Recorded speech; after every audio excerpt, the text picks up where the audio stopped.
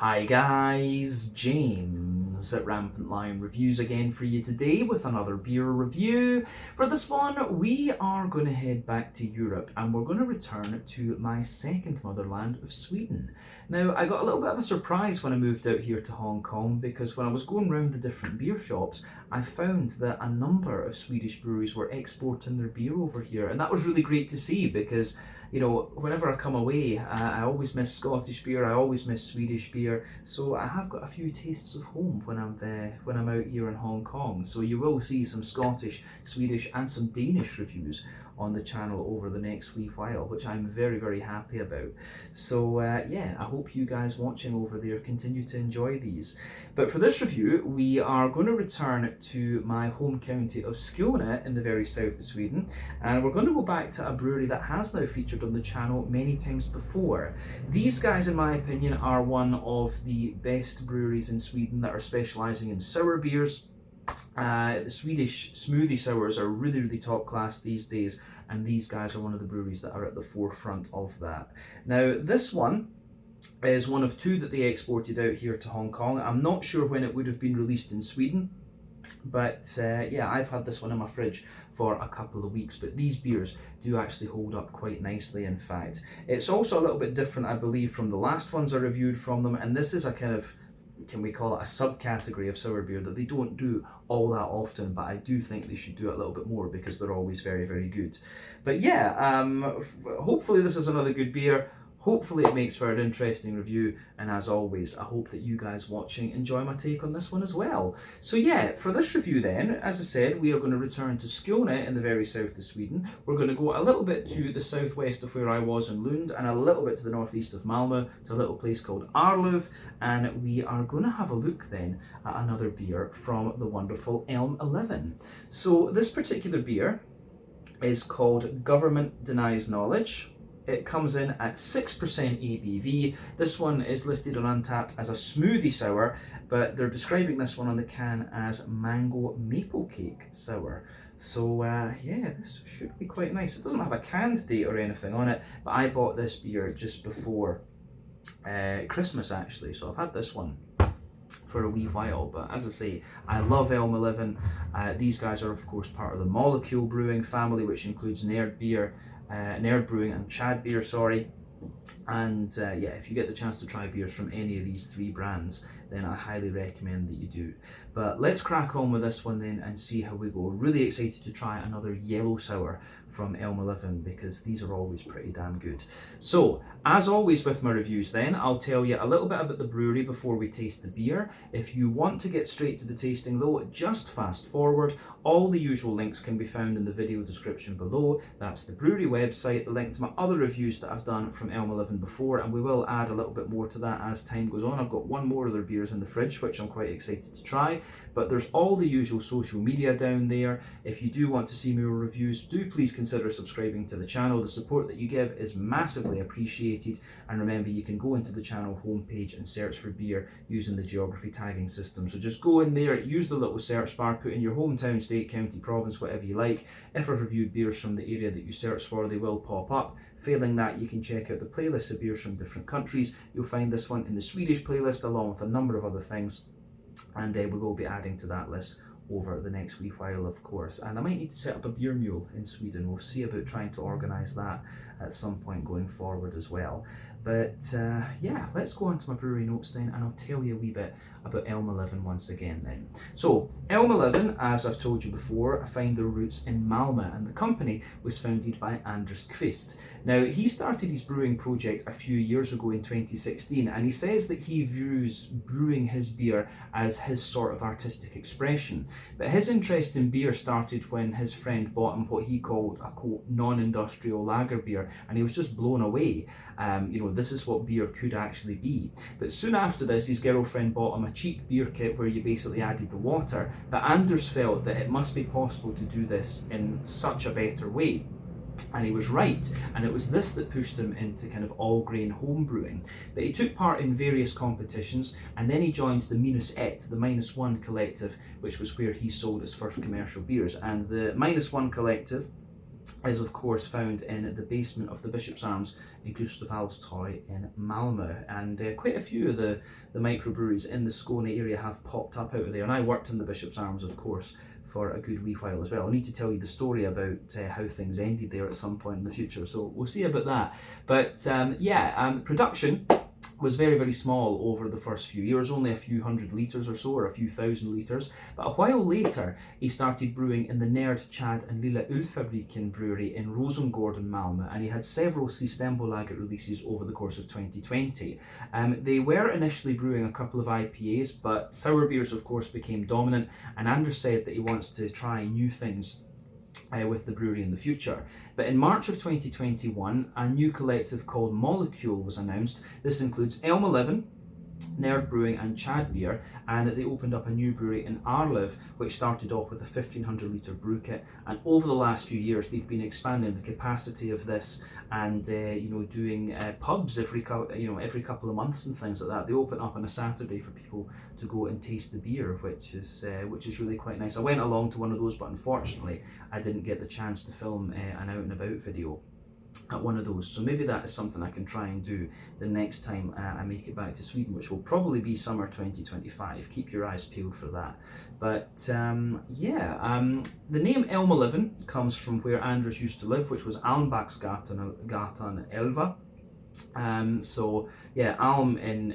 Alm in English is elm as in the type of tree, and elva is of course Swedish for 11, but this is just something that stuck with Anders from his home brewing days. And as of February 2024, when I'm filming this review for you, these guys have produced around 100 different kinds of beer, and overwhelmingly what you'll find from Elmeleven is that they are sort of smoothie, pastry type sour beers. Very, very good, and as I say, one of the leading breweries in Sweden, in my opinion, within this category, along with I would say Fermenterarna and Duck Pond, both of whom are from Gothenburg, and probably Brewski and Helsingborg are doing some really nice beers in this particular style category as well, and there's probably a couple of others that I'm missing too. But yeah, Elmeleven are one of my personal favourites when it comes to this particular style and Sweden. But Anders is the brewer for Molecule these days, and basically the way it works is that they've got 3 brands. They release lagers and IPAs under the Chad Beer brand. Imperial stouts and barley wines and stuff like this is released under the Nerd Brewing brand, and then Anders' brand is all about the kind of fruity sour beers. So yeah, that's everything I can really tell you about Elmeleven for the moment. If you want to learn more about this brewery, you can check out the brewery website, you can follow them on Facebook and Instagram to keep up to date with all the latest goings on, and you can check out the Rate Beer, Untappd and Beer Advocate pages to learn a little bit more about all the different beers that these guys have done. So yeah, let's go on and have a little look at the beer itself. So I'll just let you have a wee look at the artwork on this one before we open it up. You can see there is the Elmeleven rocket on the back there, which I love so much, and you can see they're still using these gold cans, which are very, very nice. But yeah, you can see the artwork, which Anders does design himself, by the way. You can see this one is pretty nice, so I might need to keep this can and use it as a decoration or something like that. I do love the Elmeleven cans actually. But yeah, this one comes in at 6% ABV. Government denies knowledge. It contains barley, wheat and oats this time, and mango maple cake sour. I don't know if there's much else we can say about it, to be honest with you, but with this being a yellow sour, I am quite excited about this, because I think it's I think the reason I get so excited about the Elmeleven yellow sours is because Anders doesn't do them that often. Most of his sour beers are kind of like berry red sours, as I would call them. So yeah, when I saw this one had made it here to Hong Kong, I was quite excited. But let's get this guy out into the glass and see what it's all about. Really curious about this one. Oh yeah, it's got a good wee bit of carbonation to it, but that's probably just because it's been sat in the can for a wee while, but I have to say it does look very nice. We're going to leave a little bit in the bottom of the glass, in the bottom of the can, sorry, so that I can sugar it out and get any sediment, because that's what you want from these smoothie sours. You want the you want it to be like basically cloudy and milky as fuck. That's what you want. But yeah, you can see anyway that this beer has poured pretty much as you would expect from an Elmeleven yellow sour, or any sort of mango smoothie sour in fact. So yeah, the way that this beer appears is absolutely beautiful, I have to say. So yeah, when the beer poured, it had a little bit of carbonation. There is a bit of carbonation visible in this one, just coming up toward the surface of the beer, which is to be expected.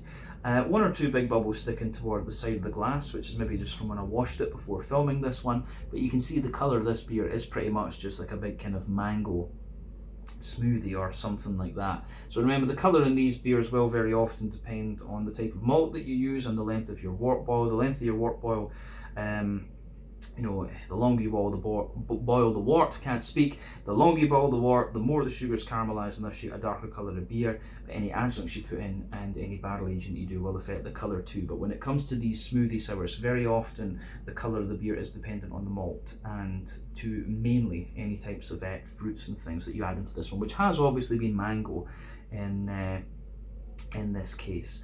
But yeah, beautiful looking beer, this one. You can see that it is soupy and gloopy, which is what we would expect of Elmeleven, because that's just how their beers are meant to be and how they are. But yeah, it looks absolutely beautiful, I have to say. I'll just let you have a wee closer look at that there. You can see me using my new Yardley's glass, which you would have seen in the last few videos. Yeah, quit your job and drink beer. That's the way to do it, of course, in life these days. But yeah, beautiful looking beer, this one. I don't know if we really need to say much else about the appearance. Let's just have a wee look at the aroma of this one and see how we get on. Oh yeah. Smells absolutely lovely. Yeah. I mean, the only other thing I can say about this beer is that it smells, it's just a little bit of nostalgia for me, because I think the last time I would have reviewed an Elmeleven beer would have been in about May of last year, and we're getting very close to that 9-month mark actually. I left Sweden in June last year, so you know, it's been about 8 months actually since I was there, which is crazy to think. It really doesn't seem like that length of time at all. Time's just kind of flying by at this point in time. Just been busy. But yeah, this is just like such a little bit of nostalgia for me, and it's only been 8 months, but or 9 months, something like that. But yeah, beautiful, beautiful smelling beer, this one. So gets a big thumbs up from me. Yeah, let's just break it down then and describe it for you a wee bit more in depth. So the backbone of this beer, you absolutely get a little bit of that nice kind of white bready bread crust in there. Not too much, it is just there. You do get little hints of like cracker and stuff like that, but overwhelmingly the malty backbone that you're getting out of this beer is more like a yogurty sort of thing. You've got that big creamy oaty note in there. You can smell a little touch of the bitiness of the wheat, but really the backbone of this beer is like a petit filou fromage frais type thing. You know, it really just has this very sort of yogurty type note to it. If you've ever smelled Indian lassi, it's very much like that. But yeah, the aroma that you get out of this is just beautiful. You get a little bit of a vanilla note to it as well. Did this one have vanilla in it? What did it say? Just mango maple cake sour. So yeah, you do, you know, if it's maple cake, it's going to be like, you know, a little bit of nutty character, and you can get a wee bit of that out of it, in fairness. I think the sort of nutty flavours you'll get will be from a little bit of flavour essence and things. The way Anders brews his beer is very, very creative actually. But yeah, the aroma that you get out of this on the malty backbone is just absolutely lovely. You get a wee bit of that Werther's Original butter candy, butterscotchy sort of thing. Yeah, a bit of Werther's Original, a bit of biscuit. It just smells really, really damn nice actually, so it gets a big thumbs up from me. Yeah, I don't know if we really need to say anything else about the malty side of things in this beer. I think we've covered it, and the yeasty side we'll get a wee bit more of in the flavour. Now, when it comes to modern sour beers or smoothie sours like this, One of the things you have to think about is whether if you're going to brew one of these, whether you use hops or not. So on the one hand, using hops will give you a little bit more complexity to the beer, whereas actually adding fruit in as an adjunct will suppress a little bit of the green component of the beer. So many brewers say, oh, you don't need to, it's a little bit pointless. So it just depends whether or not. I know Anders tends not to use hops in his kind of smoothie sours, but if you go to the likes of Vault City and Holy Goat in Scotland, they will. It's less pop. It seems to be most of the Scandinavian and Nordic sour beer breweries don't use hops in these kind of beers. So it just depends on the individual brewery, I guess. But it's quite an interesting thing to think about.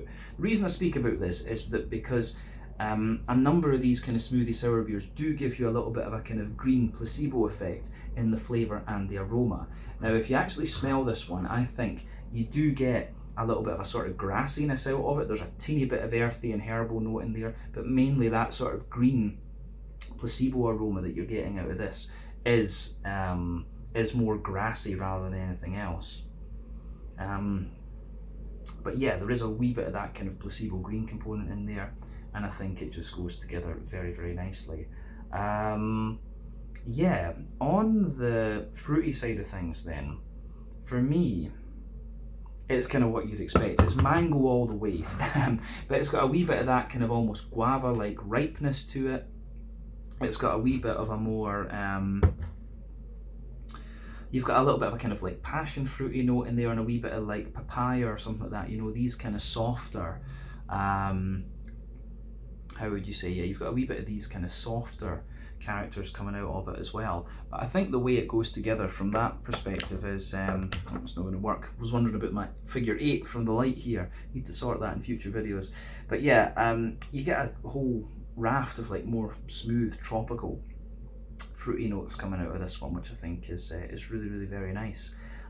So aroma wise, it's pretty much what you would expect, to be honest with you, if you've had some of these beers from Elmeleven. But yeah, very yogurty, very creamy, oaty, a little bit of Werther's Original butterscotch, and then you have that kind of big juicy mango with papaya, maybe a bit of pineapple and all that other sort of stuff in it. But beautiful, beautiful smelling beer, this one. So as I always say, take a little bit of time to enjoy the aroma of the beer before you get stuck into it. No sediment in the bottom of the can there, which is good. I got it all. So yeah, always have the experience with craft beer. Give the thing a smell. But let's taste this one then. So this is the Government Denies Knowledge, a 6% smoothie sour, mango smoothie sour if you want to be so specific, from the wonderful Elmeleven in Arlöv, Skåne, in the very south of Sweden. My first Swedish beer review that I'm filming here in Hong Kong. Let's get stuck in. Slange, skål, cheers. Gambe.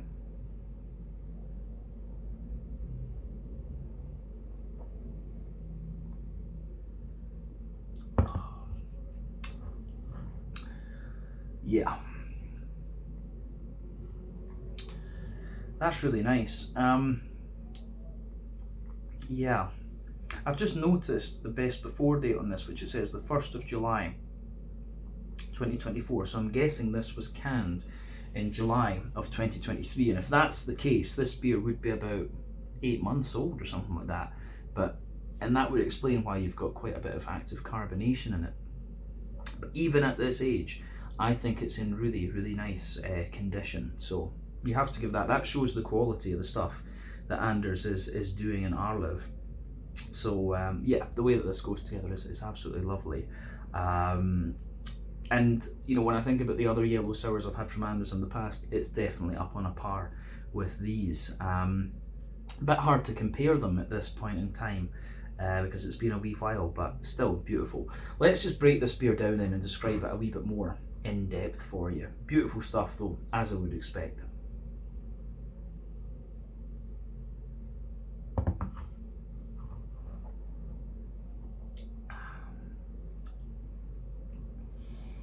Yeah. So for me,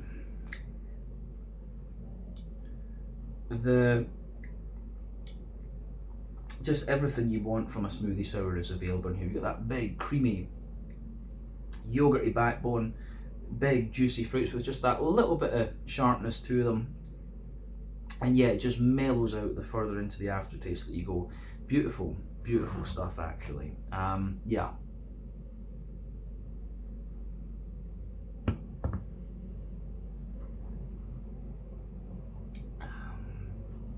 So yeah, for me,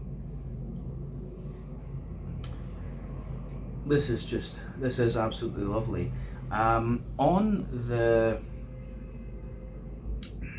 If we start in the middle third of the palate, as we always do, so the backbone of the beer, and I think it shows its face a little bit more the further into the aftertaste that you go. You do get a little bit of an almost like sponge cakey crust coming out of this beer. And so that's the backbone of the beer for me. As you move further forward on that middle third of your palate, you get a wee bit more of you get a little bit more of a slightly woody character in there. So there's a wee touch of woodiness, maybe a very slight cracker, but yeah, on top of that you have on top of that you start to get the kind of bready notes coming out of the beer, and the kind of cakiness and the yogurty flavour. So let's focus on that.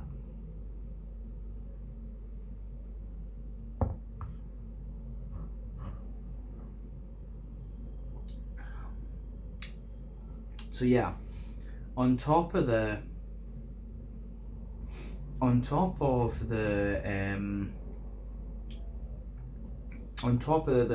bread crusty character, then you can feel there's a layer of like, it feels like a kind of white, like fluffy white bread, and then above that you get an almost like vanilla sponge type character coming out of the beer. So you can feel this, and then above all of that you can feel that slightly more dense and smooth wheaty character coming out of it, which I think is great.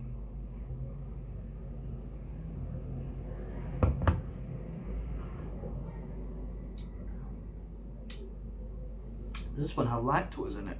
No. So yeah, you can feel the sort of wheaty layer in this. You do get a wee touch of bitiness off the wheat, out of the wheat when you go to the back of that middle third of your palate, but then you've got all the kind of pardon me, you have all the lovely kind of oaty creamy notes just sitting above that. So above the wheaty layer you've got this lovely oaty creamy sort of thing going on, and then in the dead centre of your palate you can feel there's a little bit of a kind of Werther's Original butter candy, butterscotchy sort of thing, and that is of course the boozy side of the beer. But in that very creamy oaty layer you can feel it's like a big circle in the middle of your palate, then you've got that little circle in the very middle of your tongue too, but you can feel a little bit of the dryness of the oats coming out of the beer the further out toward the edge of that middle third of the palate that you go. So yeah, I really do like how that pieces together.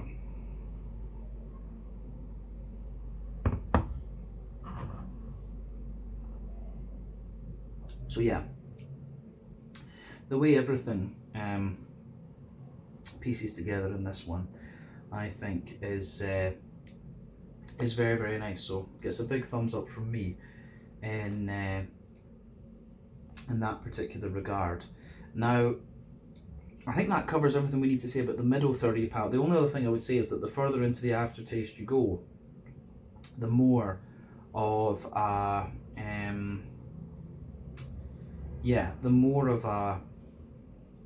kind of, you get a wee bit more of that kind of sponge cakey dryness coming out of the beer, which is interesting. But let's go to the back third of your palate then. So, pardon me, border region between middle third and back third of your palate, you get a nice little bit of that bready build up in there, so you can feel there's a wee bit of the kind of white bready character in the base, then the softer and slightly sweeter sponge cake further above. But as I often say, on the back third of your palate you're going to get similar flavours to the middle third of your palate, just a little bit drier. But yeah, the backbone of that, the base of that back third of your palate is that kind of more crusty sponge cakey sort of thing. Then above that you have a little bit of above that you've got a bit more of a kind of fluffy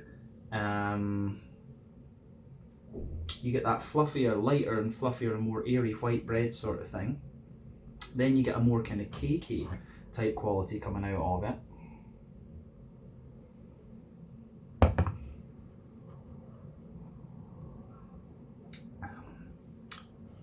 So yeah, the way that that goes together is really nice. You get that, you still get this kind of sweetness out of the cake as well, but then you can feel a wee bit of the drier wheaty character just creeping over the top of that, and then you've got all the yeasty note just kind of sitting on top of that, which is nice too. So yeah, the yeasty side of this one is quite interesting. So for me, the yeasty side of this beer on top of that,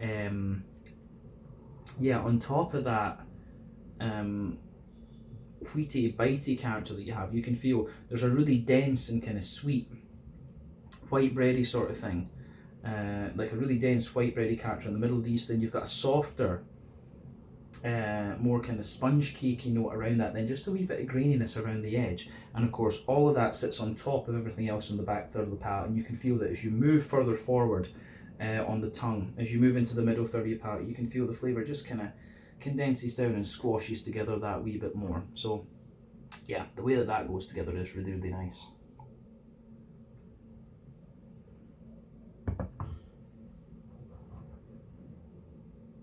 Yeah, so for me, that covers the malty and yeasty side of the beer. Now, on the edges of your palate, this is obviously where you would get the green component, but like I said, in the Elmeleven beers, it's a little bit of a placebo, because Anders doesn't use hops in his beers, but at the same time, you still get, there's a little bit of earthiness in there, there's a little bit of herbal character, and as you move further forward, you get a really nice bright floral aromaticity. You've got a wee bit of a more kind of grassy note coming out of this one, which is great. And yeah, the way that that goes together, I think, is really, really nice.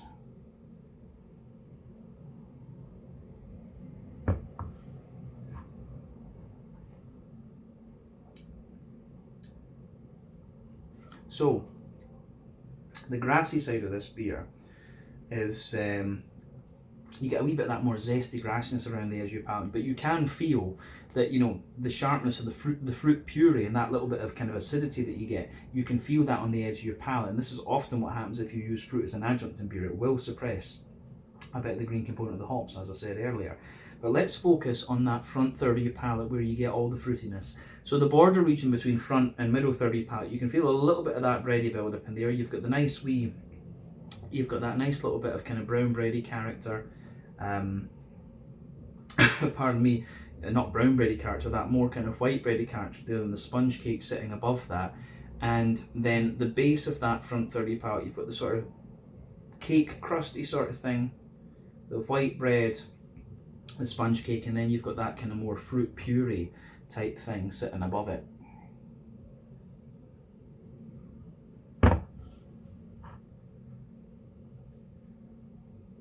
So yeah, the way that that goes together, I think, is really quite nice. Yeah, on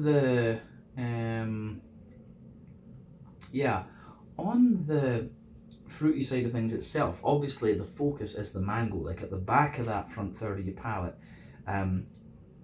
you know, you can feel that mango, and you've got a bit of impact flavour in there as well. It comes in very sharp, and at the back of that front third of your palate, you have this kind of really kind of bright green guava type quality there.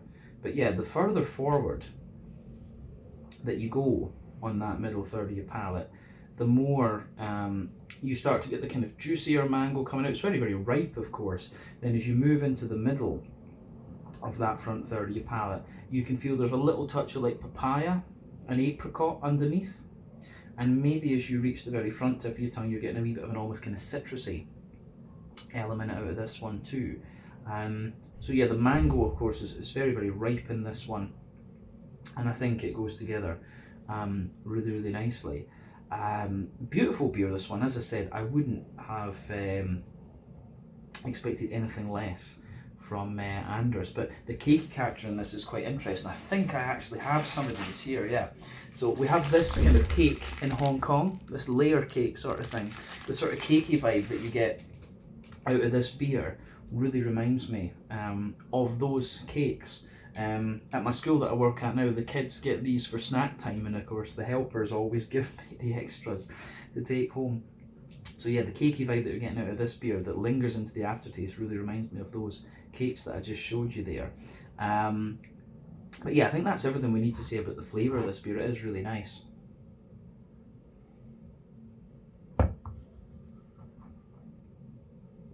Yeah, so on the